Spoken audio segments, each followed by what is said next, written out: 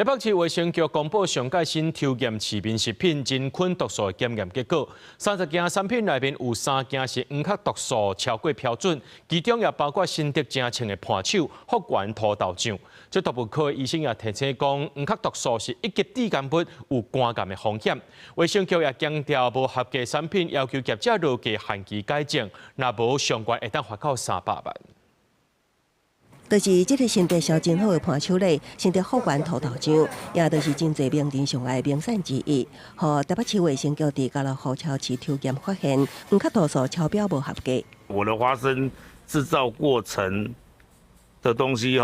可能有存放不当、太热啦，然后保存不到仓库，放它闷到啊，还有这种问题。我已经销毁。我觉得现在食安法规定那么明确。那既然不能有的东西你又出现了，我觉得这个还是要重罚。业者表示，这批无合格产品是今年4月制造，已经全部回收销毁。初步检判可能甲供应相关了，土豆品质异常有关系，也是运送过程保存无好势。台北市卫生局立白公布上新食品真菌毒素抽检结果，有抽检30件产品，其中有3件黄壳毒素超标，都包括新竹福源土豆粒土豆酱，另外还有中兴路丰盛润饼的1级土豆粉，甲福源街2成10样行的土豆粉，已经要求业者随回收。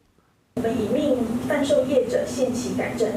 届期不改正呢，可处新台币3万元以上300万元以下的罚款。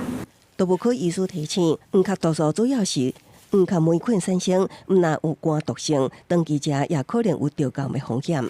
黄曲毒素，它被我们世界卫生组织下面的国际癌症研究机构列为说是1级致癌物，就是人类确定致癌物，长久吃到黄曲毒素会增加肝癌的风险。卫生局提醒，台湾气候高温淡湿，土豆甲因的制品5谷杂粮、果子仁的食品，甲会受真菌毒素污染，所以提醒消费者选择信用好的店家买产品，开封了后也爱量早食完，也是抗冰箱低温保存，确保食品的安全。公司新闻采访报道。